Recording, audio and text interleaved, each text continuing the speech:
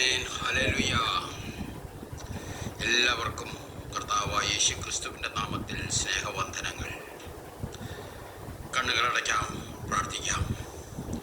ആരാധ്യനും നിത്യനുമായ സ്വർഗീയ പിതാവേ, തിരുസന്നിധിയിൽ വീണ്ടും ഞങ്ങളെ സമർപ്പിച്ച് മുട്ടുമടക്കുന്നു.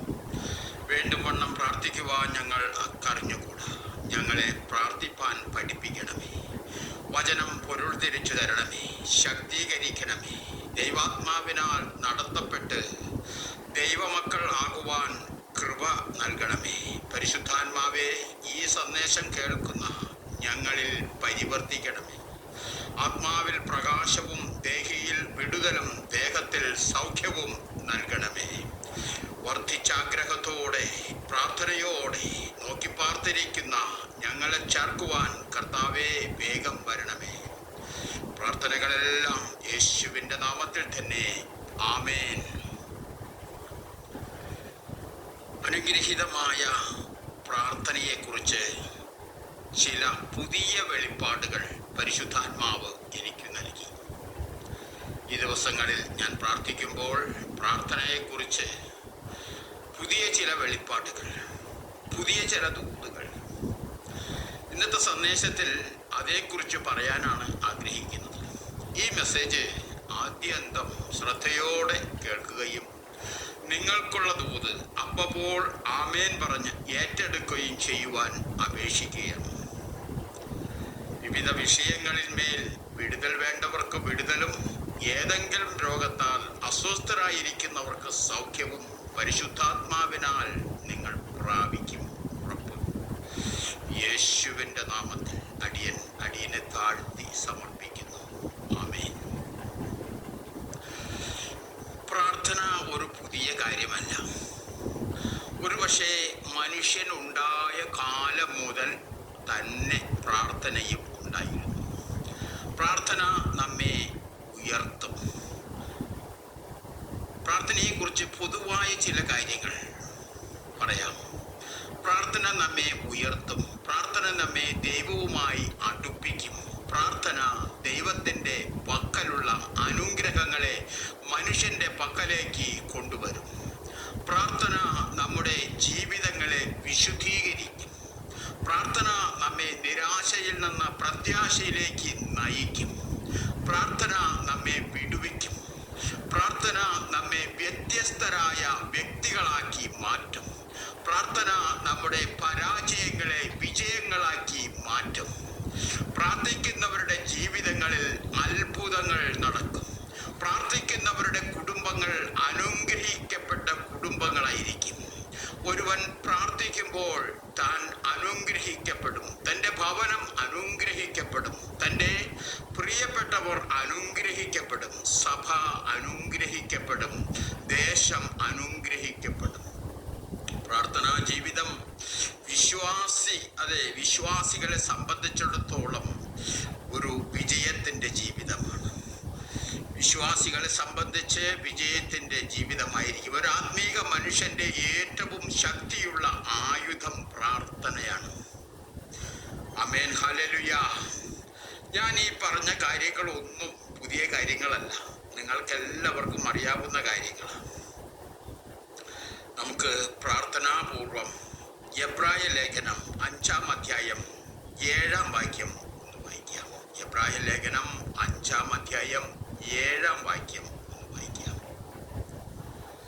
ഞാൻ തന്നെ വായിക്കുന്നു.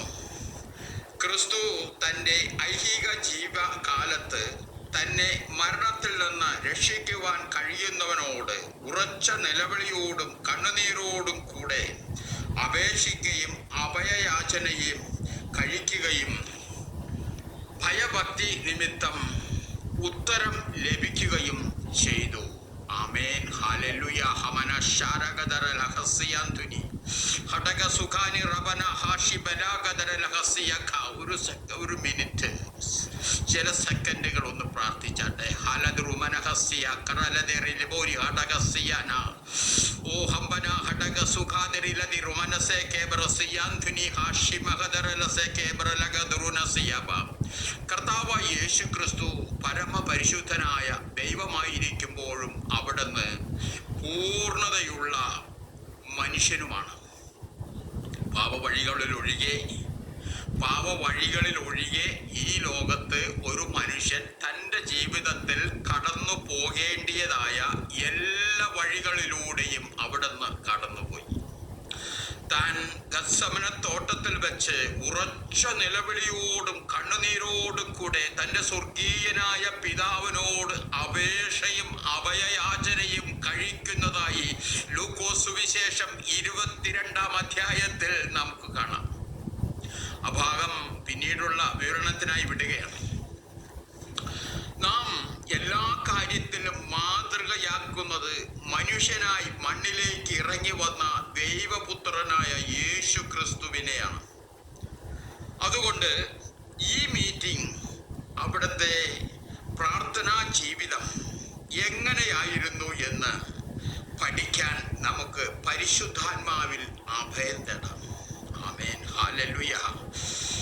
മർക്കോസ് സുവിശേഷം 1:35 പോകാം. അതികാലത്ത് ഇരുട്ടോടെ അവൻ എഴുന്നേറ്റ് പുറപ്പെട്ട് ഒരു നിർജ്ജന സ്ഥലത്തു ചെന്ന് പ്രാർത്ഥിച്ചു. ആമേൻ, ഹല്ലേലൂയ. യേശു തന്റെ മനുഷ്യാവതാരത്തിൽ മനുഷ്യരായ നാം ഈ മനുഷ്യ ജീവിതത്തിൽ എങ്ങനെ ആയിരിക്കണം എന്ന് നമ്മെ കാട്ടിത്തന്ന് പഠിപ്പിക്കുവാൻ കൂടി വേണ്ടിയാണ് ഓരോ പ്രവൃത്തിയും ചെയ്തുകൊണ്ടിരുന്നത്. മനുഷ്യനായിരിക്കെ അവിടുന്ന് നമ്മെപ്പോലെ ഭക്ഷണം കഴിച്ച് വസ്ത്രം ധരിച്ച് ഉറങ്ങി ഉണർന്ന് അല്ലേ. ഇവിടെ യേശു വളരെ പ്രഭാതത്തിൽ എഴുന്നേറ്റ് നിർജ്ജന പ്രദേശത്തേക്ക് പോകുന്നത് പ്രാർത്ഥിക്കാൻ വേണ്ടിയാണ്. അതികാലത്ത് ഇരുട്ടോടെ എന്ന് പറയുന്നത് ലോകം ഉറങ്ങുന്ന സമയമാണ്. മാനുഷികമായി രീതിയിൽ പറഞ്ഞാൽ പ്രാർത്ഥനയിൽ മാത്രമല്ല, ആത്മീകമായി കുറച്ചൊരു തീഷ്ണതയുള്ളവർക്ക് മാത്രമേ ആ സമയത്ത് പ്രാർത്ഥനയ്ക്കായി എഴുന്നേൽക്കാൻ കഴിയൂ. കാരണം ഇവിടെ പറയുന്ന ഈ സമയം മിക്കവാറും രാവിലെ വെളുപ്പിന് 4:30-5 മണി സമയമാണ്. ഉറക്കത്തിന് ഏറ്റവും സുഖമുള്ള സമയമാണത്. അപ്പോൾ അലാറം കേട്ട് എഴുന്നേറ്റാലും നിർജ്ജന സ്ഥലത്തേക്ക് പുറപ്പെടൽ പ്രയാസമായിരിക്കും. പുറപ്പെടൽ മിക്കവാറും ഉണ്ടാകത്തില്ല അല്ലേ. ഇതിനോട് ബന്ധപ്പെട്ട ഒരു വചനം നമുക്ക് നോക്കാം. യെശയ്യാ പ്രവചനം 50-ാം അധ്യായത്തിൽ കാണാം.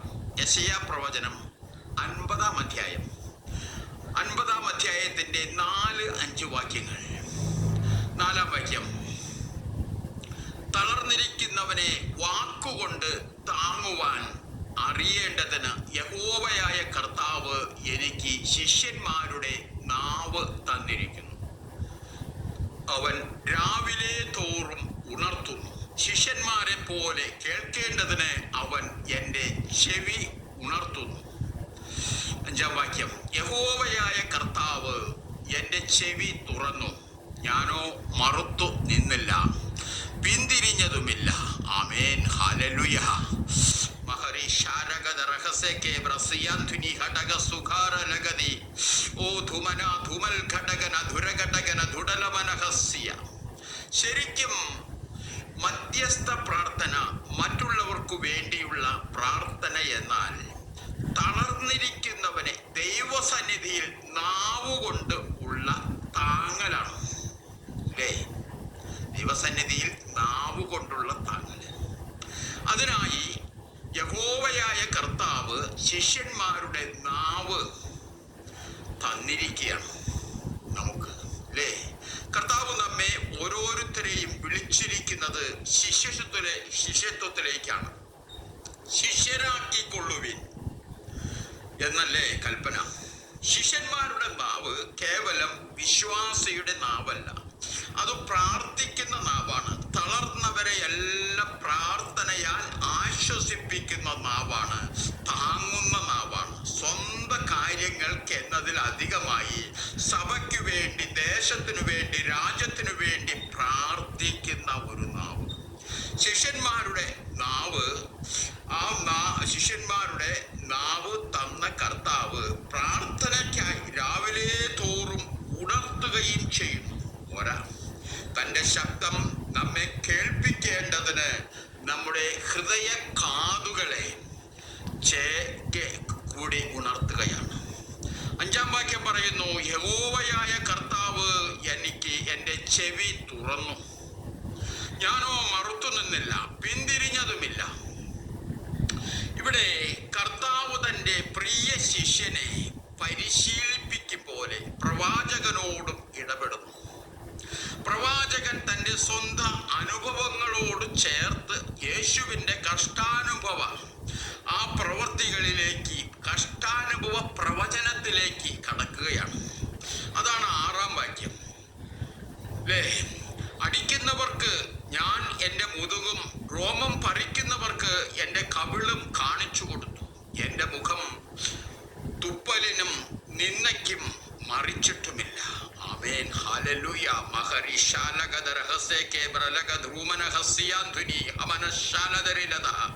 പഴയ നിയമത്തിൽ യഹോവയെ ത്യജിച്ചു കളഞ്ഞ ജനം പുതിയ നിയമത്തിൽ കർത്താവായ യേശു ക്രിസ്തുവിനെയും ത്യജിച്ചു കളഞ്ഞു നാം കാണുന്നു. താൻ അനുസരണയോടെ പിതാവിൻ്റെ വാക്കുകളും പ്രവൃത്തികളും സ്വീകരിച്ച് പിതാവിനെ അന്വേഷിക്കുകയാണ്.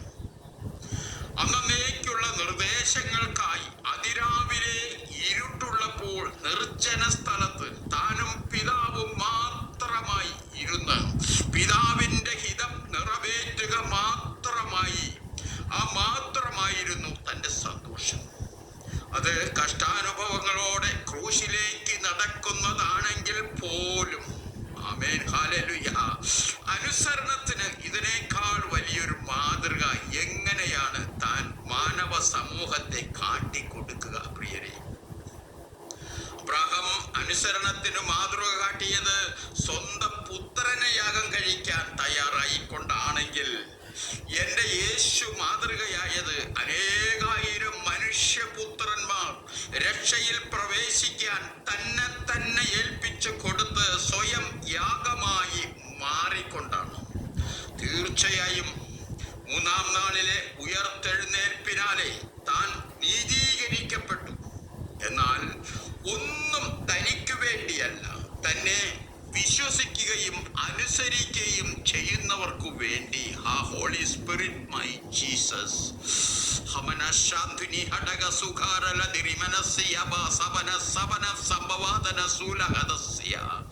യിരെമ്യാ പ്രവചനം 33-ാം അധ്യായത്തിൽ ഒരു വാക്യം കിടപ്പുണ്ട്. യിരെമ്യാവ് 33:3. യിരെമ്യാവ് 33:3. എന്നെ വിളിച്ചപേക്ഷിക്കുക, ഞാൻ നിനക്ക് ഉത്തരം അരുളും. നീ അറിയാത്ത മഹത്തായും അഗോചരമായുമുള്ള കാര്യങ്ങളെ ഞാൻ നിന്നെ അറിയിക്കും. ആമേൻ, ഹല്ലേലൂയ. മാനവവർഗത്തോട് സൃഷ്ടാവായ ദൈവത്തിൻ്റെ ഒരു ആഹ്വാനമാണിത്. സൃഷ്ടാവായ ദൈവത്തിന് മാത്രം നൽകാൻ കഴിയുന്നൊരാഹ്വാനം. എന്നെ വിളിച്ചപേക്ഷിക്കുക, ഞാൻ നിനക്ക് ഉത്തരമരുളും. എല്ലാത്തിനും ഉത്തരം ഒരുവന്റെ പക്കൽ മാത്രമേ ഉള്ളൂ, ദൈവത്തിന്റെ പക്കൽ, കർത്താവായ യേശു ക്രിസ്തുവിന്റെ പക്കൽ. ആ ദൈവം പറയുകയാ, എന്നെ വിളിച്ചോളൂ, എന്നോട് അപേക്ഷിച്ചോളൂ, ഞാൻ തരാം. എല്ലാം സമൃദ്ധമായി ഉള്ളവനും അവ തരാൻ മനസ്സുള്ളവനും അത് വെളിപ്പെടുത്തിയിട്ടും ജനത്തിന് വേണ്ട, ജനത്തിന് സ്വീകരിക്കാൻ മനസ്സില്ല. നോക്കിക്കേ, വിശ്വാസി എന്തിനു പ്രാർത്ഥിക്കണം എന്നതിന് വ്യക്തമായ ചില കാരണങ്ങൾ വേദപുസ്തകത്തിൽ, പഴയ നിയമത്തിലും പുതിയ നിയമത്തിലും കാണാൻ സാധിക്കും.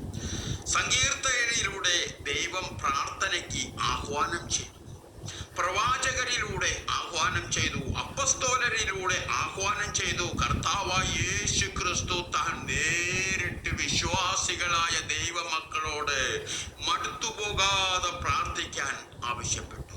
ആമേൻ, ഹല്ലേലൂയ. ദൈവവുമായി ബന്ധപ്പെടാനും കൂട്ടായ്മ ആചരിക്കാനും ഏറ്റവും ശക്തമായ മാധ്യമമാണ് പ്രിയരെ പ്രാർത്ഥന. പ്രിയപ്പെട്ടവരെ, ക്രിസ്തീയ ജീവിതത്തിലെ ഏറ്റവും പ്രധാനമായ കാര്യമാണ് പ്രാർത്ഥന. യേശു കർത്താവ് തന്നെ അത് നമുക്ക് കാണിച്ചു തരുന്നു. യേശു കർത്താവ് താൻ ദൈവമായിരിക്കെ എന്തിനു പ്രാർത്ഥിക്കണം?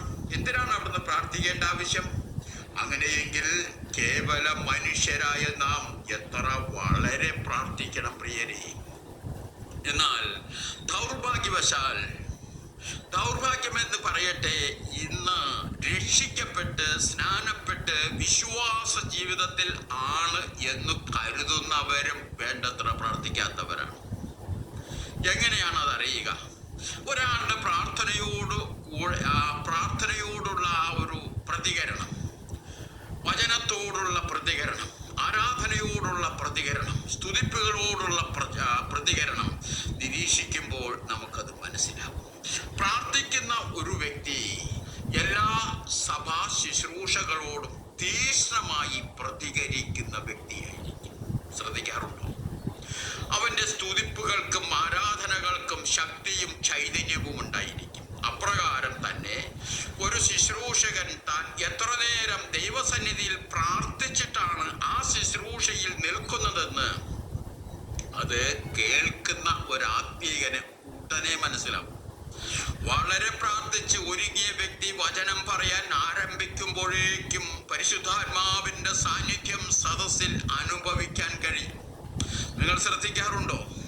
വാക്ചാതുര്യമോ വാചകത്തിലെ പ്രാസമോ ഭാഷയോ സാഹിത്യമോ ഒന്നുമല്ല പറയുന്നത്, അതൊന്നുമല്ല കാര്യം.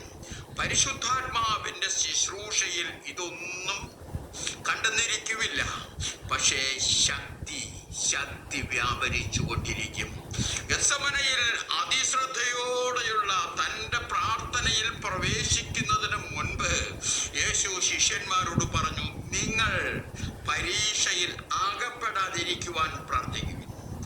പ്രിയരെ, നമ്മിൽ വളരെ പേരുടെയും പ്രശ്നം എന്താ? പരീക്ഷയിൽ അകപ്പെട്ടതിന് ശേഷമാണ് പലപ്പോഴും പ്രാർത്ഥന.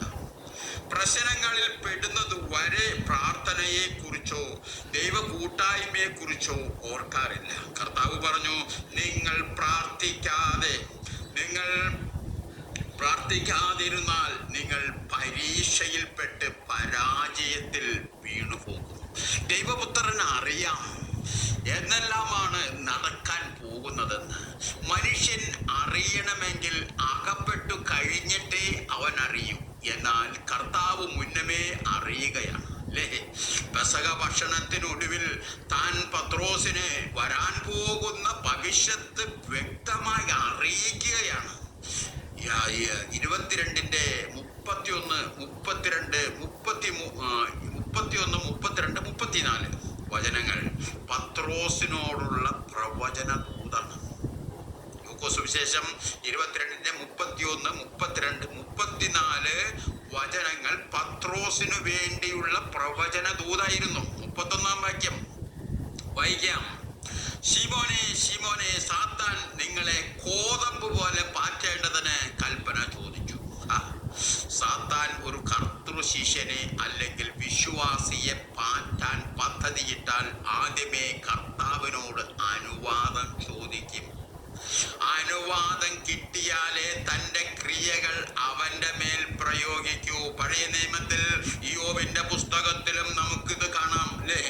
ഇവിടെ പത്രോസിന്റെ കാര്യത്തിൽ ചില പരിമിതികളോട് കൂടിയ ഒരു അനുവാദം യേശു കർത്താവ് സാത്താന് കൊടുത്തു കഴിഞ്ഞിരിക്കുന്നു എന്ന് വേണം മനസ്സിലാക്കാൻ. സാത്താന് ഇഷ്ടം പോലെ ദൈവമക്കളോട് പ്രവർത്തിക്കാൻ അനുവാദമില്ല. ഞാനോ നിന്റെ വിശ്വാസം പൊയ്പോകാതിരിക്കാൻ, യേശു കർത്താവ് പറയുകയാണ്, നിന്റെ വിശ്വാസം പൊയ്പോകാതിരിക്കാൻ. സാത്താൻ ഒരുവനെ പാറ്റിയാൽ അവന്റെ വിശ്വാസ ജീവിതം നശിച്ച് പിന്മാറ്റത്തിലൂടെ നിത്യനാശത്തിലേക്കുള്ള വഴിയെ പിന്നെ അവന്റെ മുൻപിലുള്ളൂ. ആത്മീകമായി മരിച്ച അവസ്ഥ. മതാനുയായികളായ ലോക മനുഷ്യരൊക്കെ ഇങ്ങനെയുള്ളവരാണ്. തങ്ങളുടെ ഗുരു കർത്താവും ദൈവവുമാണെന്ന് ഈ ശിഷ്യന്മാർക്ക് അറിയാം. ശരിക്കും പത്രോസ് ആ വെളിപ്പാട് പ്രഖ്യാപിച്ചിട്ടുമുണ്ട്. എന്നിട്ടും ഇവിടെ എന്തുകൊണ്ടാണ് പത്രോസിന് ആ മുന്നറിയിപ്പ് വേണ്ട വിധത്തിൽ സ്വീകരിക്കാൻ കഴിയാതെ പോയത്? സാത്താൻ താനും തന്റെ പ്രവൃത്തി തുടങ്ങി കഴിഞ്ഞു. എങ്ങനെയാണ് നാം അത് ഗ്രഹിക്കുന്നത്? 33 വാക്യം. ഇവിടെ ലൂക്കോസ് സുവിശേഷത്തിലെ 31 വാക്യമല്ല, മത്തായി സുവിശേഷത്തിലെ 33 വാക്യത്തിലേക്ക് പോകാം. മത്തായി സുവിശേഷം 26-33. അതിന് പത്രോസ്, എല്ലാവരും നിങ്ങൾ ഇടറിയാലും ഞാൻ ഒരു നാളും ഇടറുകയില്ല എന്ന് ഉത്തരം പറഞ്ഞു.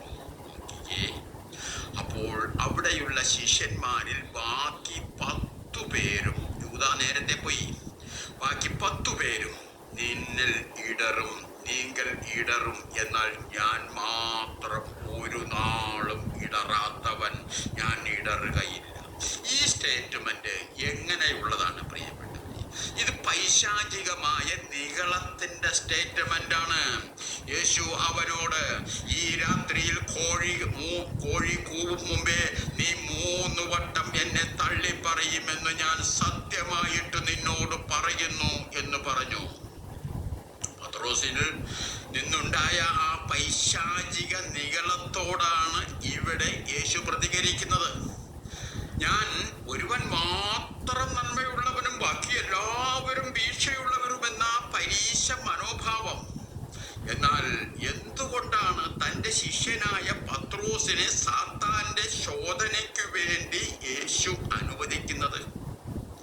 അതാണ് ലൂക്കോസ് സുവിശേഷം 32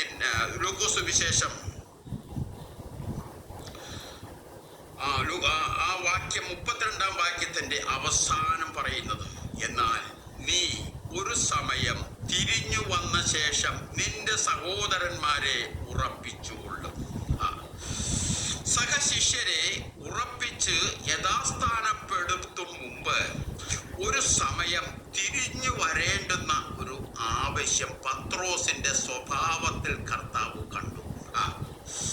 ആമേൻ, ഹല്ലേലൂയ. ഹമനശാന്തുനി ഹടകസിയാറ ലദരിനദോ മനാസിയാന്തുനി ശരദ ശരദ വരദ ഹരദ വരദ ഉരദ ശരാദര ദരാദര വരദര മരദര ഹരദ ഹരദ ശരദ ശരദ ശമരാധര ധമര ധമര. പ്രിയരെ, നമുക്ക് പരീക്ഷകൾ അനുവദിക്കുമ്പോഴും നമ്മുടെ എല്ലാ പരീക്ഷകളിലും പോക്കുവഴിയും ഉണ്ടാക്കേണ്ടതിന് നമ്മുടെ കർത്താവ് വിശ്വസ്തനാണ്. കരങ്ങൾ ഉയർത്തി കർത്താവിനെ സ്തുതിച്ചാട്ടെ. ആമേൻ, ഹല്ലേലൂയ. ഹമനശിയാന്തന. ലൂക്കോസ് സുവിശേഷം 22:40 പറയുന്നു. 22:40 പറയുന്നു, ആ സ്ഥലത്ത് എത്തിയപ്പോൾ അവൻ അവരോട്, നിങ്ങൾ പരീക്ഷയിൽ ഉൾപ്പെടാതിരിക്കുവാൻ പ്രാർത്ഥിക്കുവിൻ എന്ന് പറഞ്ഞു. പ്രാർത്ഥിക്കുവിൻ എന്ന് പറഞ്ഞു. നോക്കിക്കേ, മാളികമുറിയിലെ അത്താഴം കഴിഞ്ഞ് ഗത്സമനയിൽ എത്തിയപ്പോൾ യേശു വീണ്ടും പത്രോസിനോടും ശിഷ്യന്മാരോടും ഓർമ്മിപ്പിക്കുകയാണ്, പരീക്ഷയിൽ അകപ്പെടാതിരിക്കുവാൻ പ്രാർത്ഥിക്കുവിൻ. ആമേൻ.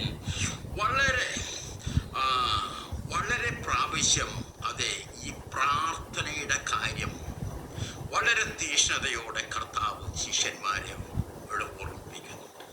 വളഞ്ഞു ചുറ്റി തൻ്റെ പ്രിയപ്പെട്ടവരെ അതെ പിന്തുടരുന്ന സാത്താനെ കർത്താവ് കാണുകയാണ്. അതുകൊണ്ടാണ് അവിടുന്ന് വീണ്ടും വീണ്ടും ഇങ്ങനെ മുന്നറിയിപ്പ് നൽകുന്നത്, ഇല്ലേ? മുന്നറിയിപ്പ് നൽകുന്നത് അതുകൊണ്ടാണ്. ഉണർന്നിരുന്ന് പ്രാർത്ഥിക്കുവിൻ, പ്രാർത്ഥിക്കുവിൻ, പരീക്ഷകൻ പിറകെ തന്നെയുണ്ട്, അവന്റെ പിടിയിൽ പെടാതിരിപ്പാൻ പ്രാർത്ഥിക്കുവിൻ. എന്നാൽ പ്രാർത്ഥിച്ചില്ല, അല്ലേ? അവർ പ്രാർത്ഥിച്ചില്ല. യേശു പ്രാണവേദനയിൽ അതിശ്രദ്ധയോടെ പ്രാർത്ഥിക്കുന്ന സന്ദർഭമാണിത്. അവന്റെ വിയർപ്പ് നിലത്തു വീഴുന്ന വലിയ ചോരത്തുള്ളി പോലെയായി. ആ ഹോളി സ്പിരിറ്റ് മൈ ജീസസ്. ആ സമയത്ത് ശിഷ്യന്മാർ എന്തു ചെയ്യുകയായിരുന്നു? അവർ ഉറങ്ങുകയായിരുന്നു.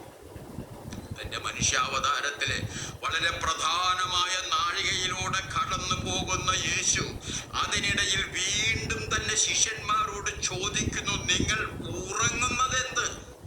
പരീക്ഷയിൽ അകപ്പെടാതിരിപ്പാൻ എഴുന്നേറ്റ് പ്രാർത്ഥിക്കുവിൻ. പ്രാർത്ഥനയുടെ പ്രാധാന്യം ഇതിൽ കൂടുതൽ എങ്ങനെയാണ് കർത്താവ് അറിയിക്കുക? എന്നാൽ അവർ അതിന്റെ ഗൗരവം മനസ്സിലാക്കുന്നില്ല. പ്രത്യേകിച്ചും പത്രോസിന്റെ കാര്യത്തിലാണ് ഗൗരവമേറിയ മുന്നറിയിപ്പ് കർത്താവ് നൽകുന്നത്. അവഗണിക്കുന്ന പത്രോസിനെ പിന്നീട് നാം കാണുന്നത് എങ്ങനെയാണ്? ഒരു കർത്തൃ ശിഷ്യന്റെ നിലവാരത്തിലാണോ? അല്ലേ അല്ല, ഒരു കോമാളിയുടെ രൂപത്തിലാണ്. വലിയ സന്നാഹങ്ങളോടെ കർത്താവിനെ അറസ്റ്റ് ചെയ്ത് മരണത്തിനേൽപ്പിക്കാൻ എത്തിയ വലിയ സംഘം. ആ പട്ടാളവും പരീശന്മാരും പുരോഹിതന്മാരും അധികാരികളും അടങ്ങുന്ന ആ വലിയ സംഘം, ആ വലിയ സംഘത്തിലെ കേവലം ഒരു ചേകവന്റെ നേരെ വാളെടുത്ത് വെട്ടി അവന്റെ കാത് അറുത്തു കളയും. എത്ര അപമാനകരമായ നടപടി! അവന്റെ കാത് തൊട്ട് സുഖപ്പെടുത്തുമ്പോൾ അവന്റെ ആ അവക്ക നടപടിയെ കർത്താവ് ശാസിക്കുകയാണ്. ഇത്രയ്ക്ക് വിടുവിൻ. എന്താണ് അതെ, ഇത്രയ്ക്ക് വിടുവിൻ എന്ന് പറഞ്ഞാൽ എന്താണ്? നീ കാട്ടിയത് പത്രോസേ എന്നാണ് അതിൻ്റെ അർത്ഥം.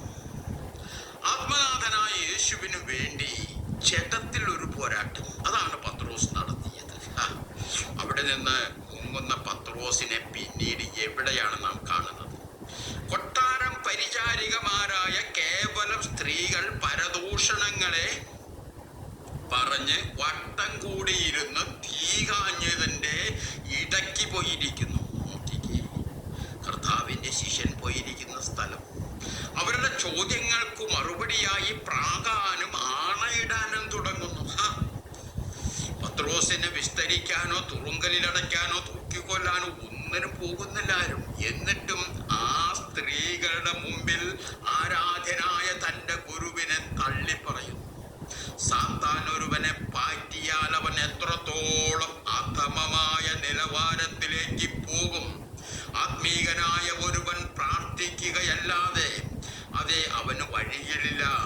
പ്രാർത്ഥനയില്ലാതിരുന്നാൽ, പ്രാർത്ഥന ഇല്ലാതായാൽ അവന്റെ അവസ്ഥ എത്ര മോശമാകും എന്നതിൻ്റെ ഉദാഹരണമാണ് ഈ രംഗങ്ങളിൽ നാം കാണുന്ന Pathros. Holy Spirit my Jesus. എന്നാൽ പ്രാർത്ഥനയിൽ പ്രവേശിക്കുന്ന വേളയിൽ അത്രത്തോളം പരിശീലിതനായിരുന്ന യേശുവിനെ പ്രാർത്ഥനയിൽ നിന്ന് എണീറ്റപ്പോൾ എങ്ങനെ കാണപ്പെട്ടു എന്ന് നോക്കിക്കേ. പട്ടാളവും പരീശന്മാരും ചേകവരും അടങ്ങുന്ന ആയുധധാരികളായൊരു വലിയ കൂട്ടം, തന്നെ അറസ്റ്റ് ചെയ്ത് കൊണ്ടുപോകാൻ വന്നിരിക്കുന്ന ആ വലിയ കൂട്ടത്തിന് മുൻപിൽ നിവർന്നു നിന്ന് യേശു ചോദിക്കുക, നിങ്ങൾ ആരെ തിരയുന്നു? നിങ്ങൾ ആരെ തിരയുന്നു? നസറായനായ യേശുവിനെ. അത് ഞാൻ തന്നെ, അത് ഞാൻ തന്നെ. Holy Spirit my Jesus.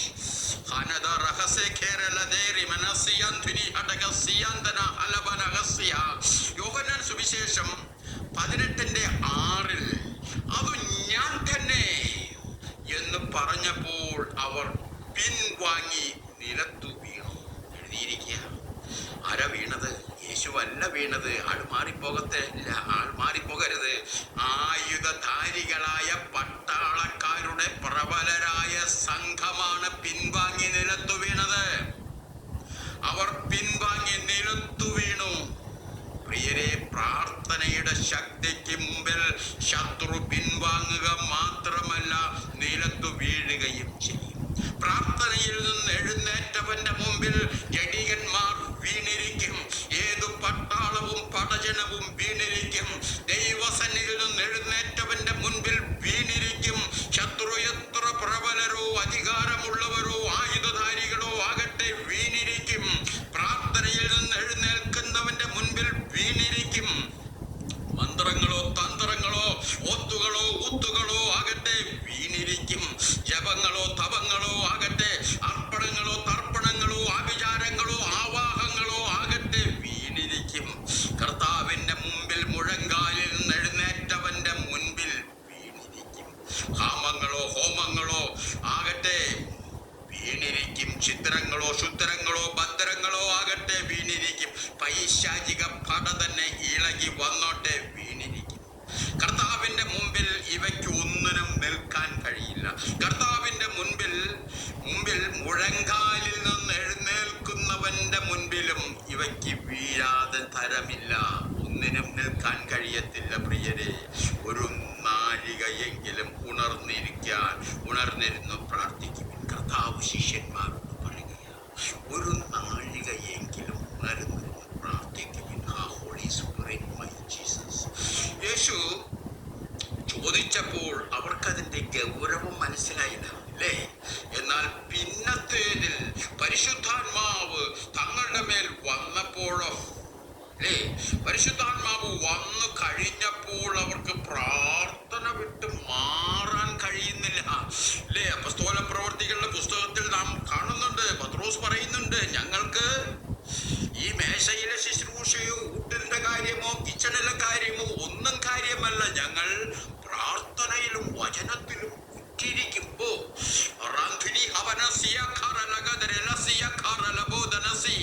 പത്രോസിന് യേശു മുന്നറിയിപ്പ് കൊടുത്തതുപോലെ വിശുദ്ധ ജനത്തിന് പരീക്ഷകളെ കുറിച്ച് മുന്നറിയിപ്പ് കിട്ടിക്കൊള്ളണമെന്നില്ല.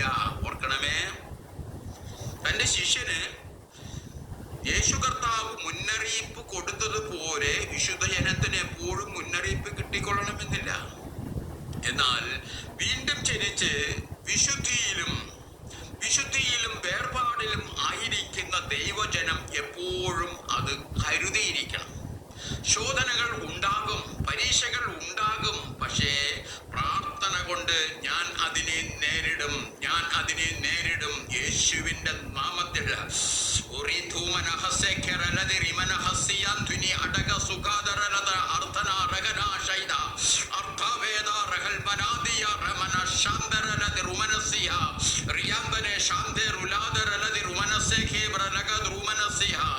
ആ ഒരു ദൃഢനിശ്ചയം നമുക്ക് വേണം പ്രിയപ്പെട്ടവരെ. പരീക്ഷകൾ ഏത് രൂപത്തിൽ എപ്പോൾ വേണമെങ്കിലും വരാം. 1 പത്രോസ് 5:8 നാം കാണുന്നു, നാം വായിക്കുന്നു, നിർമ്മതരായിരിപ്പിൻ, ഉണർന്നിരിപ്പിൻ, നിങ്ങളുടെ പ്രതിയോഗിയായ പിശാച് അലറുന്ന സിംഹം എന്ന പോലെ ആരെ വിഴുങ്ങേണ്ടു എന്ന് തിരിഞ്ഞു ചുറ്റി നടക്കുന്നു. ആമേൻ, ഹല്ലേലൂയ. തിരിഞ്ഞു ചുറ്റി എപ്പോഴും പിശാച് പിറകെയുണ്ട്, വിശ്വാസികളെ വിഴുങ്ങുവാനുള്ള വ്യഗ്രതയുമായി. ഓർക്കണമേ പ്രിയ ദൈവ പൈതലെ, വീണ്ടും ജനിച്ച് നീ ആത്മീക ജീവൻ പ്രാപിച്ച അന്ന് മുതൽ സാത്താൻ നിന്റെ പിറകെയുണ്ട്. വിഴുങ്ങുവാനുള്ള വ്യഗ്രതയുമായാണ് പിറകെ അവൻ നടക്കുന്നത്. നിന്റെ ജഡശരീരത്തെ അല്ല അവൻ വിഴുങ്ങുന്നത്, നിന്റെ ആത്മീക ജീവനെയാണ് അവൻ വിഴുങ്ങുന്നത്. നിന്റെ അതിവിശുദ്ധ വിശ്വാസത്തെയാണ് അവൻ വിഴുങ്ങുന്നത്. പ്രാർത്ഥനയിൽ നിന്ന് അകന്നു നിൽക്കുന്ന നിന്റെ ഒരു ദിവസത്തിനു വേണ്ടി ഈ പിശാച് കാത്തിരിക്കുകയാണ്. വീണ്ടും പറയാം, പ്രാർത്ഥനയിൽ നിന്ന് അകന്നിരിക്കുന്ന നിന്റെ ഒരു ദിവസത്തിനു വേണ്ടി ഈ പിശാച് കാത്തിരിക്കുക. ജഡികനായിരിക്കുന്ന അവസ്ഥയിൽ മാത്രമേ പിശാചിനെ നിന്നെ ആക്രമിക്കാൻ പറ്റൂ, നിന്നെ വിഴുങ്ങാൻ സാധിക്കും. പ്രിയരെ, പ്രാർത്ഥനയ്ക്ക് പകരം പ്രാർത്ഥന മാത്രമേയുള്ളൂ. പ്രാർത്ഥനയ്ക്കു മാത്രമേ നിങ്ങളെ പരീക്ഷകളിൽ പരാജയപ്പെടാതെ കാക്കാൻ കഴിയൂ. ഫിലിപ്പിയർ ലേഖനം 4:6-7 വാക്യങ്ങളിൽ നമുക്കറിയാം. ഫിലിപ്പിയർ 4:6-7 വാക്യങ്ങളിൽ, ഒന്നിനെ കുറിച്ചും വിചാരപ്പെടരുത്, എല്ലാറ്റിലും പ്രാർത്ഥനയാലും അപേക്ഷയാലും നിങ്ങളുടെ ആവശ്യങ്ങൾ സ്തോത്രത്തോടു കൂടെ ദൈവത്തോട് അറിയിക്കുകയത്രേ വേണ്ടത്. എന്നാൽ സകല ബുദ്ധിയെയും കവിയുന്ന ദൈവ സമാധാനം നിങ്ങളുടെ ഹൃദയങ്ങളെയും നിനവുകളെയും ക്രിസ്തു യേശുവിങ്കൽ കാക്കും. ആമേൻ, ഹല്ലേലൂയ. ഒന്നിനെ കുറിച്ചും വിചാരപ്പെടരുത്. ഒന്നിനെ കുറിച്ചും വിചാരപ്പെടാതിരിക്കാൻ ആർക്കെങ്കിലും കഴിയുമോ? ഇല്ല. സ്വന്തം ബലത്തിലും സാമർഥ്യത്തിലും സമ്പത്തിലും ആത്മവിശ്വാസം ഉള്ളവർ, അല്ലേ, സ്വന്തം ബുദ്ധിയും വിവേകവും വേണ്ടത്രയുണ്ടെന്ന് കരുതുന്നവർ, പ്രിയരെ, ഏറ്റവും വേഗത്തിൽ അബദ്ധത്തിൽ വീഴുന്നത് അവരായിരിക്കും. നാം കണ്ടിട്ടുണ്ട്. ഏറ്റവുമേറെ ആകുലതകൾ അവർക്കായിരിക്കും. എന്നാൽ വചനം പറയുന്നു, പ്രാർത്ഥന ആകുലതകളെ നീക്കി ദൈവ സമാധാനം ഞങ്ങളുടെ ഹൃദയങ്ങളെയും നിനവുകളെയും ക്രിസ്തു യേശുവിങ്കൽ കാക്കും. ആമേൻ, ഹല്ലേലൂയ.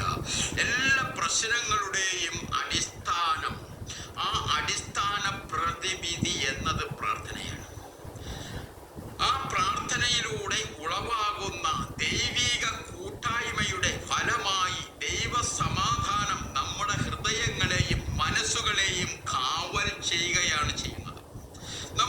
ജീവിതത്തിൽ ഓരോ ഘട്ടങ്ങളിലും നമുക്കാവശ്യമായ കൃപ നാം പ്രാപിക്കാൻ അത് ഇടയാക്കുകയാണ്. ദൈവവചനത്തിൽ വസിക്കുവാൻ യഥാർത്ഥമായ വാഞ്ചയോടെയാണ് നമ്മുടെ പ്രാർത്ഥനയെങ്കിൽ പരിശുദ്ധാത്മാവിന്റെ ചില പ്രവൃത്തികൾ നമുക്കവിടെ അനുഭവിക്കാൻ കഴിയും. പ്രിയരെ, എന്തൊക്കെയാണത്?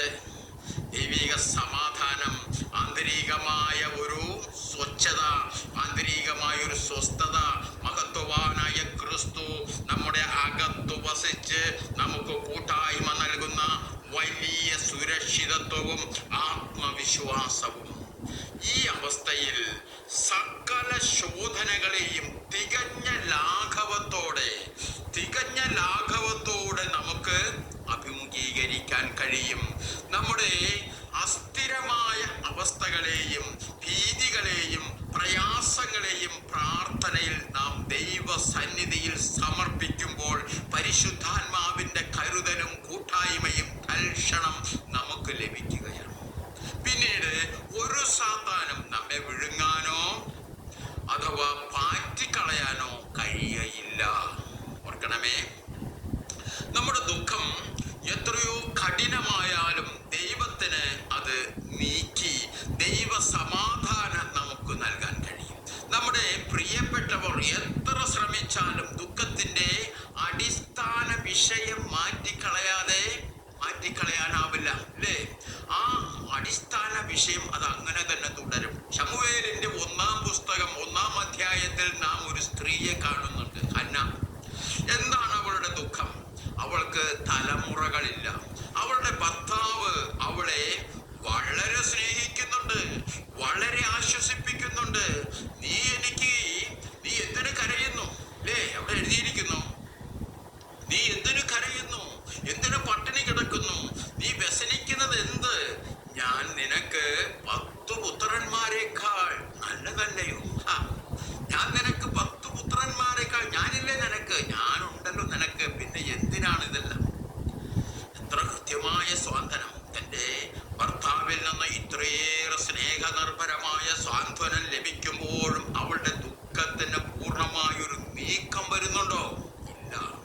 ദുഃഖത്തിന് പൂർണ്ണമായ നീക്കം, പൂർണ്ണമായൊരു പരിഹാരം ഉണ്ടാക്കുവാൻ ദൈവത്തിനു മാത്രമേ കഴിയൂ. കർത്താവായ യേശു ക്രിസ്തുവിനു മാത്രമേ കഴിയൂ. പ്രിയപ്പെട്ടവരെ, അധ്യായം 10-ാം വാക്യം പറയുന്നു, അവൾ മനോവ്യസനത്തോടെ, 1-ാം അധ്യായം 10-ാം വാക്യം, അവൾ മനോവ്യസനത്തോടെ യഹോവയോട് പ്രാർത്ഥിച്ചു, വളരെ കരഞ്ഞു.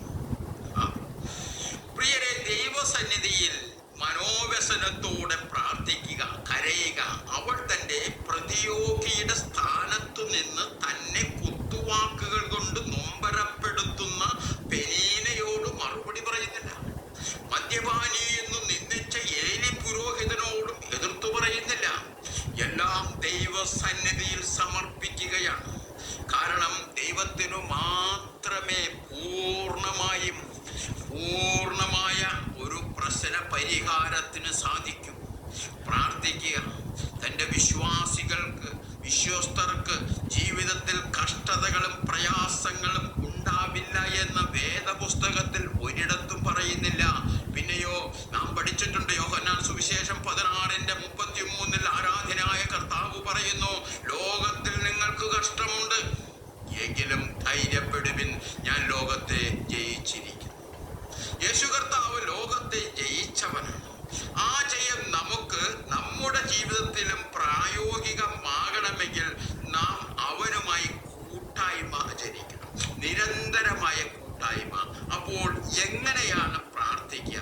നിരന്തരം പ്രാർത്ഥിക്കുക, അല്ലേ?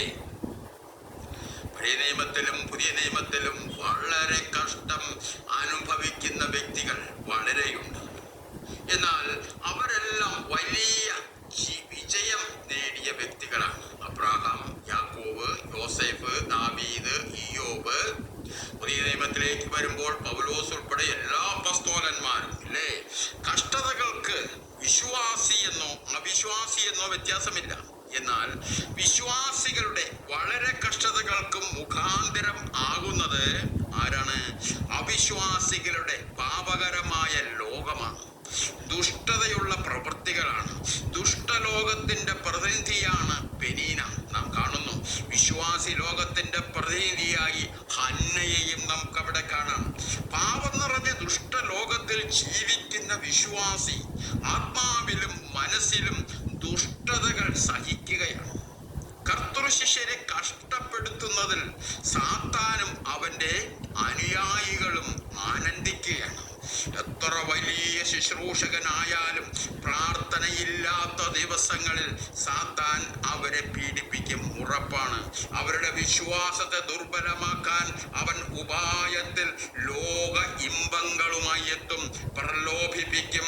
ദൈവഹിതമല്ലാത്ത പ്രശസ്തി, ആ ദൈവഹിതമല്ലാത്ത സമ്പത്ത്, സ്ഥാനമാനങ്ങൾ, ഇവയിലുള്ള വലിയ മോഹം, അഹങ്കാരം, പോഷ്ക്ക്, അങ്ങനെ വിവിധ വഴികൾ സാത്താൻ പരീക്ഷിക്കും. പ്രിയരെ, അനവധി പേർ വീണു പോവുകയും ചെയ്യും. എന്നാൽ ഏതു വിധത്തിലും ഏതിനിടയിലും അതെ പ്രാർത്ഥിക്കുന്ന ഒരു സമയം, ഏതു തിരക്കിനിടയിലും ഏതു വിധത്തിലും അതെ നമുക്ക് തിരക്ക് എപ്പോഴും വന്നുകൊണ്ടിരിക്കും. പക്ഷെ പ്രാർത്ഥിക്കുവാൻ സമയം കണ്ടെത്തുന്നവരെ തൊടാൻ സാത്താന് കഴിയില്ല. എത്ര പേർക്കറിയാം? എത്ര പേർക്ക് ആമേൻ പറയാൻ? എന്നാൽ യഥാർത്ഥ വിശ്വാസികൾക്കായുള്ള പൊതുവായ ഒരു നിയമമുണ്ട്. എന്താണത്?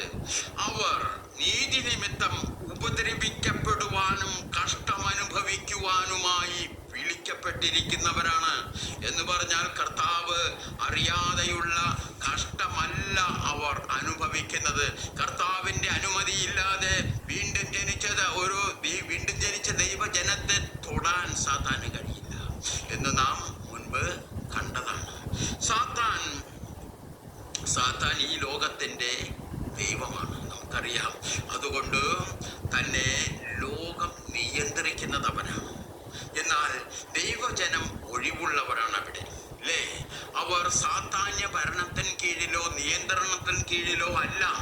അപ്പോൾ അവർ അനുഭവിക്കുന്ന കഷ്ടമോ? ആത്മമണ്ഡലത്തിൽ പ്രിയരെ വളർച്ചയുടെ അടുത്ത തലത്തിലേക്ക് കയറും മുൻപ് താൻ അനുഭവിക്കുന്ന കഷ്ടതകൾ ദൈവിക പദ്ധതിയുടെ ഭാഗമാണ്. ആ ഘട്ടത്തിൽ നാം പരിശുദ്ധാത്മാവിൽ ശരണപ്പെടണം. പരിശുദ്ധാത്മാവിനെ ദുഃഖിപ്പിക്കുന്ന കാര്യങ്ങൾ നമ്മുടെ ജീവിതത്തിൽ എന്തെങ്കിലും നടക്കുന്നില്ല എന്ന് ഉറപ്പാക്കണം. നമ്മുടെ വിശ്വാസത്തിൻ്റെ ആ ദൃഢത കർത്താവ് തന്നെ അതെ പരിശോധിച്ചറിയുന്നതിൻ്റെ ഭാഗമായി തുടർമാനമായി പ്രാർത്ഥനകൾക്ക് മറുപടി ഇല്ലാത്ത ദിവസങ്ങൾ ധാരാളം ഉണ്ടാവും നമ്മുടെ ജീവിതത്തിൽ, അല്ലേ? എല്ലാവരുടെ ജീവിതത്തിലും വാഗ്ദത്ത സന്തതിയെ അത് ബലിയർപ്പിക്കാൻ ദൈവം അബ്രാഹാമിനോട് കൽപ്പിച്ചത് അവന്റെ വിശ്വാസത്തിന്റെ ആഴവും പരപ്പും അനുസരണവും പരിശോധിക്കാൻ വേണ്ടിയായിരുന്നു. സാത്താന് യോബിനെ പീഡിപ്പിക്കാൻ ദൈവം അനുമതി അനുമതി കൊടുത്തത് അവന്റെ വിശ്വാസത്തിന്റെ ആഴം അളക്കുന്നതിനു വേണ്ടി തന്നെയായിരുന്നു. യാക്കോബിന്റെ ലേഖനം 1-2-3 വാക്യങ്ങളിൽ നാം കാണുന്നു, നിങ്ങൾ വിവിധ പരീക്ഷകളിൽ അകപ്പെടുമ്പോൾ നിങ്ങളുടെ വിശ്വാസത്തിന്റെ പരിശോധന സ്ഥിരത ഉളവാക്കുന്നു എന്ന് അറിഞ്ഞ് അത് അശേഷം സന്തോഷമെന്ന് എണ്ണുവിൻ. പരീക്ഷകൾ എന്നതിന് പെട്രാസ്മോസ് എന്ന ഗ്രീക്ക് പദമാണ് ഉപയോഗിച്ചിരിക്കുന്നത്. ഇത് അർത്ഥമാക്കുന്നത് ലോകത്തിൽ നിന്നും സാത്താനിൽ നിന്നും നേരിടുന്ന ശോധനകളെയും പ്രലോഭനങ്ങളെയുമാണ്. പീഡനങ്ങളും പ്രതികൂലങ്ങളും അനുഭവിക്കാതെ അഭിമുഖീകരിക്കാതെ ആർക്കും വിശ്വാസത്തിൽ വളർച്ച പ്രാപിക്കാനാവില്ല. ക്ഷമയും സഹിഷ്ണുതയും ചേർന്ന് വരേണ്ടുന്ന ഗുണങ്ങളാകയാൽ മൊത്തത്തിലുള്ള ആത്മീക വളർച്ചയുടെ ഭാഗമായി ഇതിനെ കാണണം. വിശ്വാസിയുടെ വിശ്വാസത്തിന്റെ പരിശോധന ആണ് ഇതെന്ന് യാക്കോബ് അത് വിശദമാക്കും. നേർവീഥിയിലൂടെ മാത്രം വാഹനം ഓടിച്ചത് കൊണ്ട് ഒരുവന് നല്ല ഡ്രൈവറാകാൻ കഴിയുമോ? ഇല്ല. എച്ചെടുക്കാനും എട്ടെടുക്കാനും ഒക്കെ പരിശീലിച്ചാലേ അവന് നല്ല ഡ്രൈവറാകാൻ കഴിയൂ.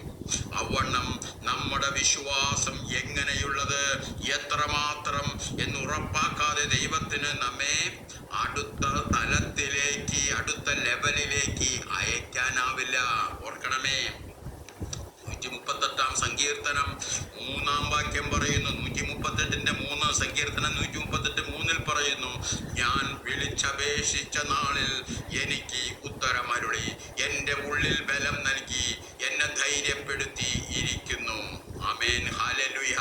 ഞാൻ വിളിച്ചപേക്ഷിച്ചപ്പോൾ എനിക്ക് ഉള്ളിൽ ബലം ലഭിച്ചു. എൻ്റെ ആത്മാവിൽ ബലം, ദേഹീമണ്ഡലത്തിൽ ബലം, ദേഹിയിൽ ബലം, എന്നിൽ ആകെയും ബലം. ആ ബലമാണ് എന്നെ ധൈര്യപ്പെടുത്തുന്നത്. എന്നെ ധൈര്യപ്പെടുത്തുന്നത് ആ ബലമാണ്.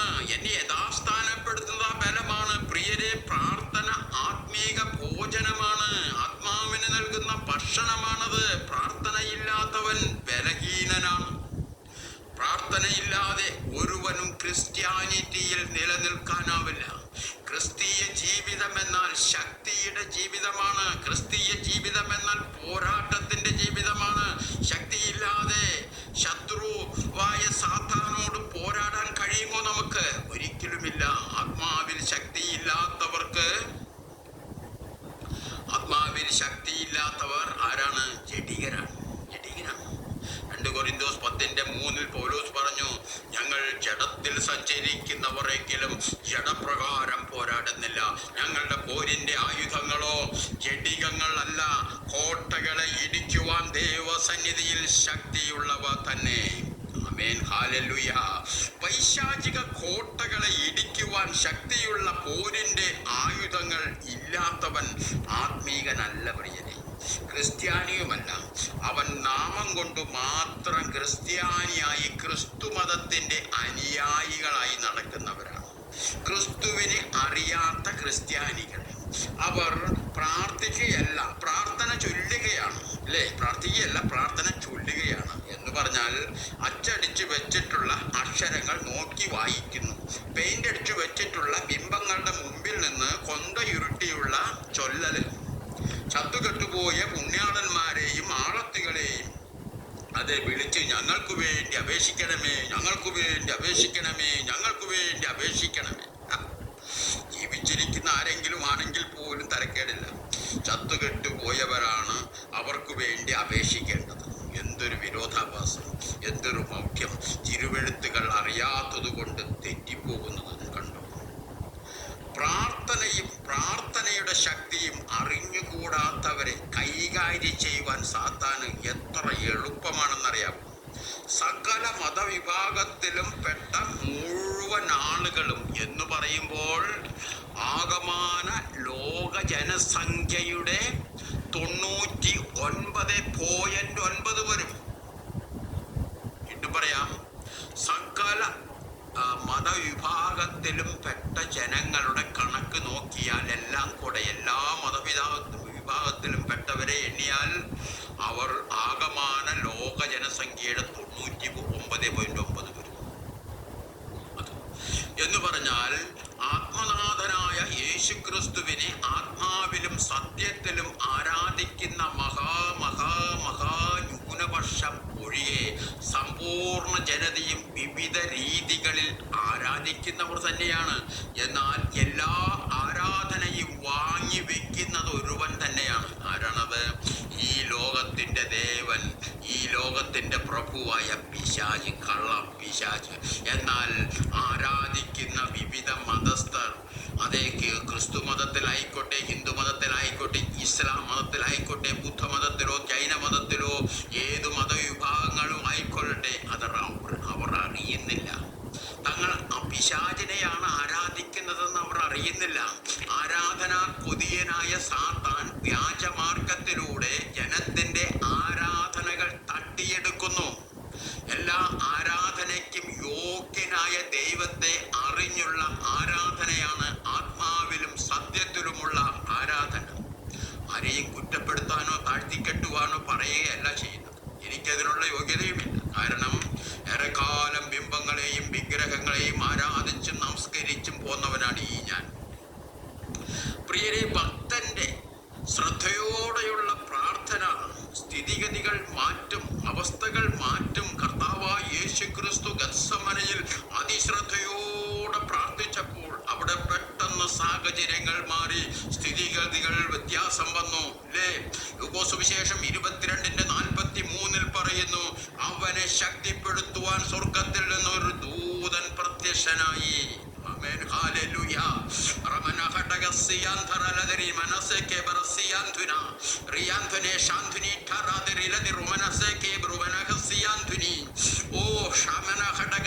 താൻ ദൈവമായിരിക്കുമ്പോഴും തന്നിലെ മനുഷ്യപ്രകൃതിക്ക് ശക്തി ആവശ്യമാണ്. വരുവാനുള്ള ആ നാഴികയിൽ താൻ അനുഭവിച്ചു തീർക്കേണ്ടിയതായ പീഡാസഹനങ്ങൾ മുന്നമേ അറിയുന്നവനായ യേശുവിൻ്റെ പ്രാർത്ഥന തുടങ്ങിയപ്പോൾ തന്നെ സ്വർഗത്തിൽ നിന്ന് ദൂതൻ പ്രത്യക്ഷനാവുകയാണ്. ലൂക്കോസ് സുവിശേഷം 11-ാം അധ്യായം തുടങ്ങുന്നത് അല്ലേ? ലൂക്കോസ് സുവിശേഷം 11-ാം അധ്യായം തുടങ്ങുന്നത് എങ്ങനെയാ? അവൻ ഒരു സ്ഥലത്ത് പ്രാർത്ഥിച്ചു കൊണ്ടിരുന്നു. താൻ ദൈവപുത്രനായിരിക്കുമ്പോഴും എപ്പോഴും, അതേ പ്രിയരെ, എപ്പോഴും പ്രാർത്ഥിച്ചു കൊണ്ടിരിക്കുന്നത് തങ്ങളുടെ ശിഷ്യന്മാർക്ക് അതൊരു ആവേശവും അതിലേറെ ആശ്ചര്യവുമായിരുന്നു. പ്രാർത്ഥനയിൽ ഇത്രയേറെ ശക്തിയുണ്ടെന്ന് തിരിച്ചറിഞ്ഞപ്പോഴാണ് ഞങ്ങളെയും പ്രാർത്ഥിക്കാൻ പഠിപ്പിക്കണമേ എന്ന് ശിഷ്യന്മാർ അപേക്ഷിക്കുന്നത്. മത്തായി സുവിശേഷം 6:6 യേശു പഠിപ്പിക്കുന്നു, നീയോ പ്രാർത്ഥിക്കുമ്പോൾ അറയിൽ കടന്ന് വാതിലടച്ച് രഹസ്യത്തിലുള്ള നിന്റെ പിതാവിനോട് പ്രാർത്ഥിക്കുക. രഹസ്യത്തിൽ കാണുന്ന നിന്റെ പിതാവ് നിനക്ക് പ്രതിഫലം നൽകും. ആമേൻ, ഹല്ലേലൂയ. പ്രിയരെ, വീണ്ടും ജനിച്ച് ദൈവമക്കളുടെ സ്ഥാനത്തെത്തിയവർ തങ്ങളുടെ സ്വർഗീയനായ അപ്പനോടാണ് പ്രാർത്ഥിക്കുന്നത്. അതെ, അപ്പനോടാണ് പ്രാർത്ഥിക്കുന്നത്. അപ്പനോട് മക്കൾ തങ്ങളുടെ ആവശ്യങ്ങൾ അറിയിക്കുന്നത് നിയമങ്ങളും ചട്ടങ്ങളും ഒക്കെ നോക്കി എഴുതി വായിച്ചായിട്ടാണോ പറയുന്നത്? അല്ല, മൈക്ക് വെച്ച് കെട്ടി അത് ദേശക്കാരെയും ലോകക്കാരെയും മുഴുവൻ കേൾപ്പിച്ച് ഉച്ചത്തിലാണോ? അല്ല, അറയിൽ കടന്ന് വാതിൽ അടച്ച് അവിടെ ലോകശബ്ദങ്ങളോ ശല്യങ്ങളോ ഉണ്ടാകാതെ തികച്ചും ഏകാഗ്രതയോടെ രഹസ്യത്തിൽ എന്ന് പറഞ്ഞാൽ ആത്മമണ്ഡലത്തിൽ നീ അനുഭവിക്കുന്ന ദൈവ സാന്നിധ്യത്തിൽ. യേശു പറഞ്ഞു, ദൈവം ആത്മാവാകുന്നു, അവനെ നമസ്കരിക്കുന്നവൻ ആത്മാവിലും സത്യത്തിലും നമസ്കരിക്കണം. എന്നിൽ വസിക്കുന്ന മഹത്വവാനായ ക്രിസ്തുവിനെ അറിഞ്ഞും അനുഭവിച്ചും അവനെ നോക്കിയുമാണ്, അതേ പ്രിയരെ, ഞാൻ പ്രാർത്ഥിക്കുന്നത്, നീ പ്രാർത്ഥിക്കുന്നത്. അകത്ത് നിന്റെ പ്രാർത്ഥന ശ്രവിക്കുന്ന നിന്റെ പിതാവ് നിന്റെ അകത്തും പുറത്തുമുള്ള ആവശ്യങ്ങളെ കുറിച്ച് പ്രതിഫലം നൽകും. നിന്റെ പ്രാർത്ഥന ദൈവത്തോടാകയാൽ ദൈവം മാത്രം അറിഞ്ഞാൽ മതി. രഹസ്യത്തിൽ, മറ്റാരും അറിയാതെ ഗ്രഹിക്കാതെ, അതല്ലേ രഹസ്യമെന്ന് പറയുന്നത്. മറ്റാരും അറിയാതെ ഗ്രഹിക്കാതെ ഉള്ളതാണ് രഹസ്യം. 1 കൊരിന്തോസ് 4:14-2 പൗലോസ് പറയുകയാണ്. 1 കൊരിന്തോസ് 14:2 അന്യഭാഷയിൽ സംസാരിക്കുന്നവൻ മനുഷ്യരോടല്ല ദൈവത്തോടത്രേ സംസാരിക്കുന്നു, ആരും തിരിച്ചറിയുന്നില്ലല്ലോ, എങ്കിലും അവൻ ആത്മാവിൽ മർമ്മങ്ങളെ സംസാരിക്കുന്നു. ആത്മാവിൽ മർമ്മങ്ങളെ സംസാരിക്കുന്നു.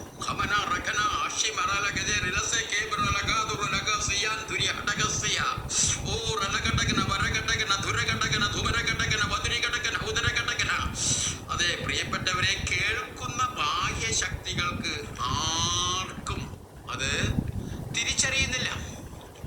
കേൾക്കുന്നവർ ആരും തിരിച്ചറിയുന്നില്ല. സംസാരിക്കുന്ന താൻ തന്നെ അത് കേൾക്കുന്നുണ്ട്, പക്ഷെ തിരിച്ചറിയുന്നില്ല അല്ലേ? സാത്താൻ കേൾക്കുന്നുണ്ട്, തിരിച്ചറിയുന്നില്ല. മനുഷ്യൻ കേൾക്കുന്നുണ്ട്, തിരിച്ചറിയുന്നില്ല. തിരിച്ചറിയേണ്ടവൻ മാത്രം തിരിച്ചറിയുന്നു, എങ്കിലും അവൻ ആത്മാവിൽ മർമ്മങ്ങളെ സംസാരിക്കുന്നു. ആത്മാവിൽ പ്രാർത്ഥിക്കുന്നവർക്ക് മാത്രമേ ദൈവിക മർമ്മങ്ങൾ വെളിപ്പെടുന്നുള്ളൂ. വീണ്ടും ജനിച്ച ദൈവമക്കൾക്ക് സ്വർഗവുമായി ആശയവിനിമയത്തിനായി പരിശുദ്ധാത്മാവ് നൽകുന്ന ഭാഷയാണ് അന്യഭാഷ. ദൈവജനത്തിനു മാത്രം ലഭിക്കുന്ന ഭാഷ. ദൈവമക്കൾക്കല്ലാതെ മറ്റൊരാൾക്കും ആ ഭാഷ ലഭ്യമല്ല. ദൈവമായ പരിശുദ്ധാത്മാവിൽ നിന്നല്ലാതെ ആ ഭാഷ മറ്റൊരിടത്തു നിന്നും മറ്റാരിൽ നിന്നും ലഭ്യമല്ല. പ്രിയരെ, മാതൃഭാഷയിലുള്ള പ്രാർത്ഥന മതവിശ്വാസികളുടെ പ്രാർത്ഥനയാണ്. അന്യഭാഷയിലുള്ള പ്രാർത്ഥന മതവിശ്വാസികൾക്കുള്ളതാണ്. ആത്മീയരുടെ പ്രാർത്ഥന ആത്മാവിലാണ്, അന്യഭാഷയിലാണ്. അഭിഷേകം പ്രാപിച്ചവർക്കും പരിശുദ്ധാത്മാവുമായി കൂട്ടായ്മയുള്ളവർക്കും മാത്രമേ അന്യഭാഷയിൽ അധിക നേരം പ്രാർത്ഥിക്കാൻ കഴിയൂ. പെന്തക്കോസ്തു മാർഗത്തിൽ ഉള്ളവർക്കാണ് അന്യഭാഷ അധികമായി ലഭിച്ചിരിക്കുന്നത്. നമുക്കറിയാം, പെന്തക്കോസ്തു മാർഗം യഥാർത്ഥ ക്രിസ്തീയ മാർഗമാണ്, ശക്തിയുടെ മാർഗമാണ്. ശുശ്രൂഷയിൽ നിൽക്കുന്നവർക്ക് ശക്തിയില്ലാതെ കഴിയില്ല. അന്യഭാഷയിൽ അധികം പ്രാർത്ഥിക്കുന്നവർ കൃപാവര ശുശ്രൂഷയിൽ മുന്നിട്ടു നിൽക്കുന്നവരായിരിക്കുമെന്ന് നമുക്കറിയാം, അല്ലേ? നാം അറിയുമോ അതുന്നുണ്ട് കാര്യങ്ങൾ. കുടുംബം ഒന്നിച്ചു പ്രാർത്ഥിച്ചാലും, സഭ ഒന്നിച്ചു പ്രാർത്ഥിച്ചാലും, കൈ കോർത്തു പിടിച്ച് പ്രാർത്ഥിച്ചാലും മാതൃഭാഷയിലുള്ള പ്രാർത്ഥനയ്ക്ക് പരിമിതികളുണ്ട് പ്രിയപ്പെട്ടവരെ. അതിനു കാരണം മാതൃഭാഷയിലുള്ള പ്രാർത്ഥന അധികവും ജഡത്തിലാണ് എന്നുള്ളതാണ്. മാത്രമല്ല, പ്രാർത്ഥന വായിൽ നിന്ന് പുറപ്പെടുമ്പോൾ തന്നെ സാത്താൻ അതെടുത്ത് കയ്യിൽ വെക്കും. പിന്നീട് ആ പ്രാർത്ഥന ദൈവസന്നിധിയിലേക്ക് പോകത്തില്ല. ആത്മാവായി ദൈവത്തെ ജഡത്തിൽ പ്രാർത്ഥിച്ചല്ല, ആത്മാവിൽ പ്രാർത്ഥിച്ചത്രേ പ്രസാദിപ്പിക്കേണ്ടത്. അപ്പോൾ ഓർക്കണമേ, പ്രാർത്ഥന എന്നതില് നാം എപ്പോഴും ആത്മാവിലെ അകത്ത് ഫലം, ആവശ്യങ്ങളിന്മേൽ അത് പുറത്ത്. അതെ, നമ്മുടെ അകത്ത് പ്രാർത്ഥന ഫലം, ആവശ്യങ്ങളിന്മേൽ പുറത്ത്. ഇതാണ് പ്രാർത്ഥനയുടെ മർമ്മം. ഗ്രഹിച്ചവർ കരങ്ങൾ ഉയർത്തി കർത്താവിനെ സ്തുതിക്കണം. ആമേൻ, ഹല്ലേലൂയ. പ്രാർത്ഥന ആത്മാവിൽ അകത്ത്, അന്യഭാഷയിൽ രഹസ്യത്തിൽ, പ്രതിഫലം പുറത്ത്, പരസ്യമായി. നിന്റെ ജീവിതത്തിന്റെ വിവിധ മേഖലകളിൽ നിനക്കും മറ്റനവധി പേർക്കും നീ നിന്റെ അറയിൽ കയറി കതകടച്ചാൽ അവിടെ നീയും നിന്റെ ദൈവവും മാത്രമേയുള്ളൂ. അവിടെ ലോകമില്ല, ലോക ഇമ്പങ്ങളില്ല, പഴികളും പിഴകളുമില്ല, അല്ലലുകളും ആകുലതകളുമില്ല, മത്സരങ്ങളും അസൂയകളുമില്ല, കന്മഷങ്ങളും കയ്പുകളുമില്ല, ജഡീകതകളും മ്ലേച്ഛതകളും ഇല്ല പ്രിയപ്പെട്ടവരെ. അതെ, ജഡീക ഇച്ഛകളോ രാഗമോഹങ്ങളോ ഒന്നും അവിടെയില്ല. അവിടെ നീയും നിന്റെ ദൈവവും, ഞാനും എൻ്റെ കർത്താവും മാത്രം, നീയും നിന്റെ കർത്താവും മാത്രം. കർത്താവിൻ്റെ മുൻപിൽ മുഴങ്കാലിൽ ഹൃദയം തുറക്കാം, ആവശ്യങ്ങൾ അറിയിക്കാം. അന്യഭാഷയിൽ എങ്ങനെയാണ് ആവശ്യങ്ങൾ അറിയിക്കുക? പലർക്കും സംശയമുണ്ടല്ലേ? നിന്റെ ഹൃദയ നിലവുകളിലൂടെ അതെ ആണ് അറിയിക്കുക. യേശു പറഞ്ഞു, ഹൃദയത്തിന്റെ നിറവിൽ നിന്നല്ലാതെ അധരം സംസാരിക്കുന്നില്ല. ഹൃദയത്തിന്റെ നിറവിൽ നിന്നാണ് അധരം സംസാരിക്കുന്നത്. നിന്റെ അധരത്തിലൂടെ പരിശുദ്ധാത്മാവ് സംസാരിക്കുമ്പോൾ ഹൃദയങ്ങളെ പരിശോധിക്കുന്നവൻ, ഹൃദയ നിലവുകൾ അറിയുന്നവൻ നിനക്ക് പ്രതിഫലം നൽകും. ആമേൻ, ഹല്ലേലൂയ.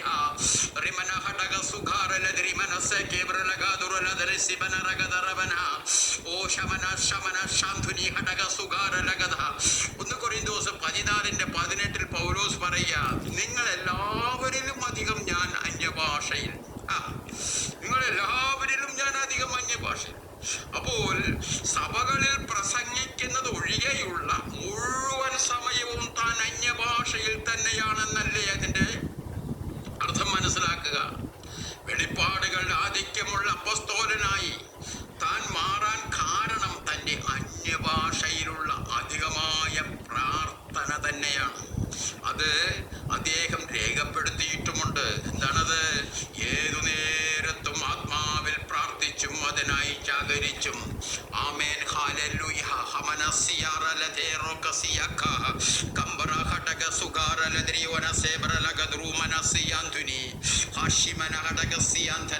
ഉണർന്നിരിക്കുമ്പോഴെല്ലാം ആത്മാവിൽ പ്രാർത്ഥിക്കുന്ന ദൈവ മനുഷ്യൻ, പ്രാർത്ഥനയുടെ ശക്തി അറിഞ്ഞ അപ്പസ്തോലൻ, ദൈവിക മർമ്മങ്ങളുടെ കലവറ തുറന്നു കിട്ടാൻ പ്രാർത്ഥനയിൽ ശരണം പ്രാപിക്കാൻ നമ്മളെ ഉത്ബോധിപ്പിക്കുകയാണ്.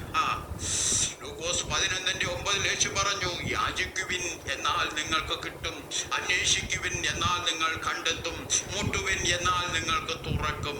യാചിക്കുന്ന ഏവനും ലഭിക്കുന്നു, അന്വേഷിക്കുന്നവൻ കണ്ടെത്തുന്നു, മുട്ടുന്നവന് തുറക്കും എന്ന് ഞാൻ നിങ്ങളോട് പറയുന്നു. ആമേൻ, ഹല്ലേലൂയ.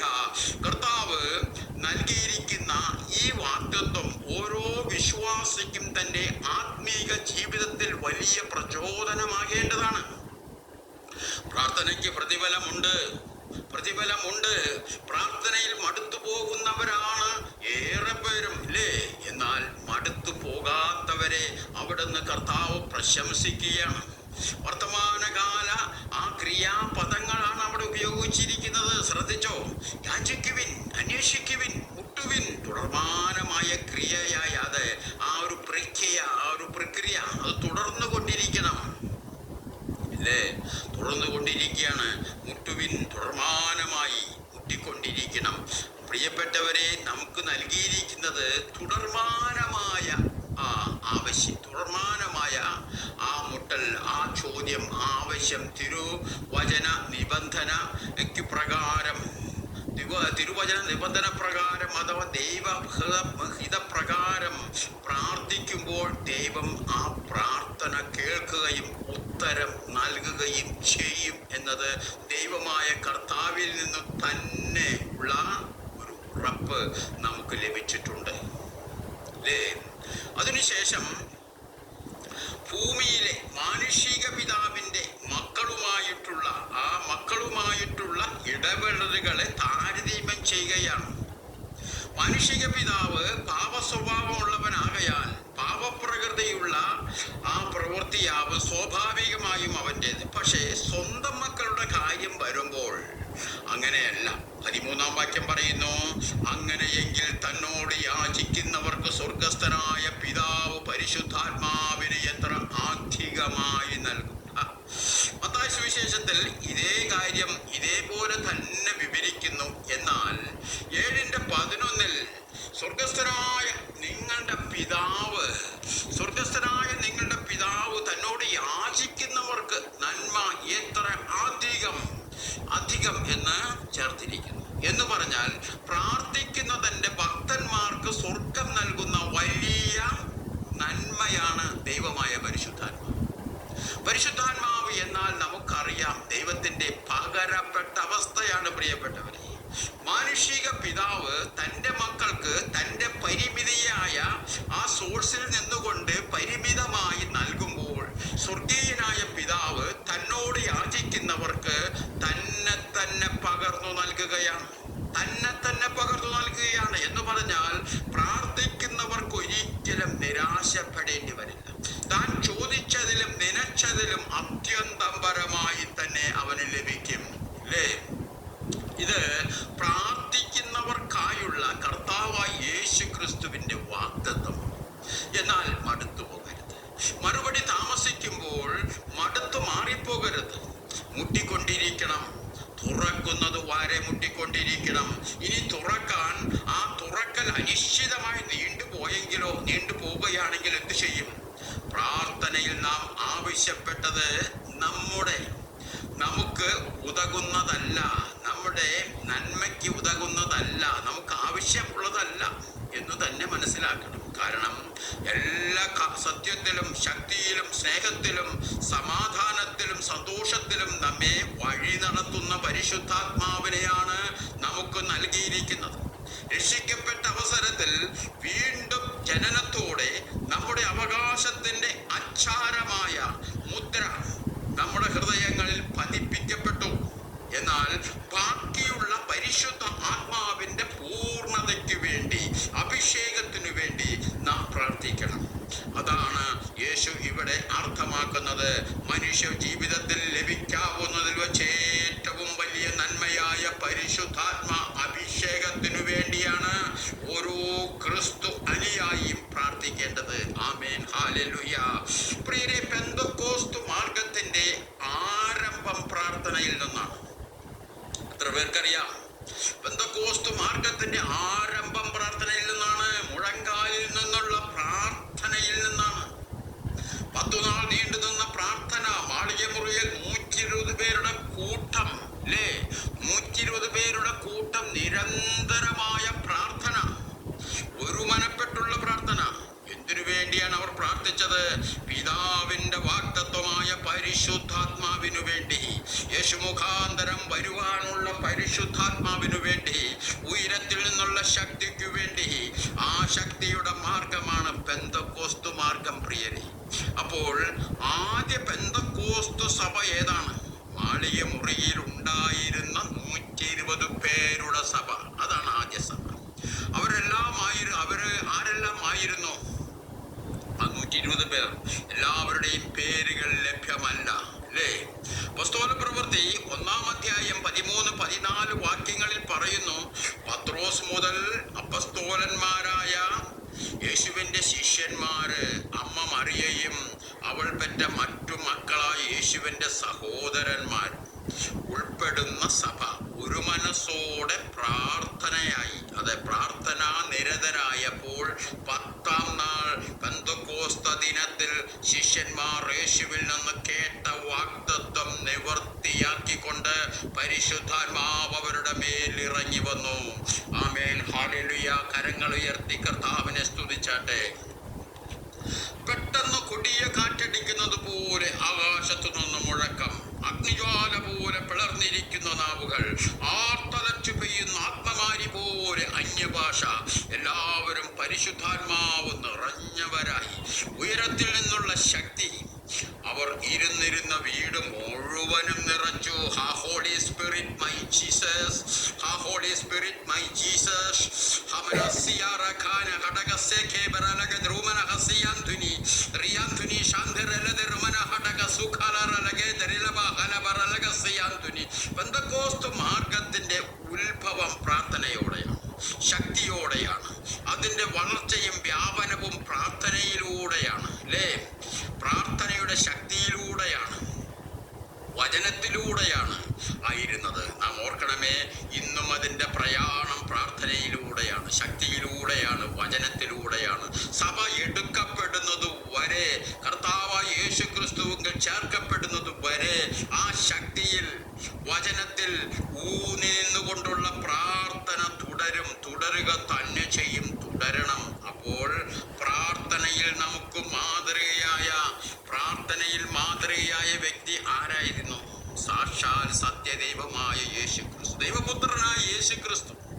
പ്രാർത്ഥനയിൽ നമുക്ക് മാതൃകയായ ആദ്യ പെന്തക്കോസ്തുകാർ ആരായിരുന്നു? യേശുവിൻ്റെ അപ്പസ്തോലന്മാരായ ശിഷ്യരും അമ്മ മറിയയും യേശുവിൻ്റെ സഹോദരന്മാരും ഉൾപ്പെടുന്ന 120 പേർ. ആദ്യ പെന്തക്കോസ്തുകാർ അവരാണ്, യേശുവിൻ്റെ അമ്മ മറിയ ഉൾപ്പെടെയുള്ളവർ. പ്രിയരെ, ആത്മീയന്റെ ആയുധം പ്രാർത്ഥനയാണ്. ആത്മീയന്റെ ശക്തി പ്രാർത്ഥനയിലാണ്. ആത്മാവിന് വേണ്ടുന്ന ദിവ്യ ഔഷധം പ്രാർത്ഥനയാണ്. ഒരു പക്ഷിയെ ശ്രദ്ധിച്ചാൽ നമുക്കറിയാം, അതിൻ്റെ ഉടല്, 2 വശത്തുമുള്ള ചിറകുകൾ. ആ ഉടല് പ്രാർത്ഥനയാണ്. 2 ചിറകുകൾ, ഒന്ന് ശക്തിയും ഒന്ന് വചനവും.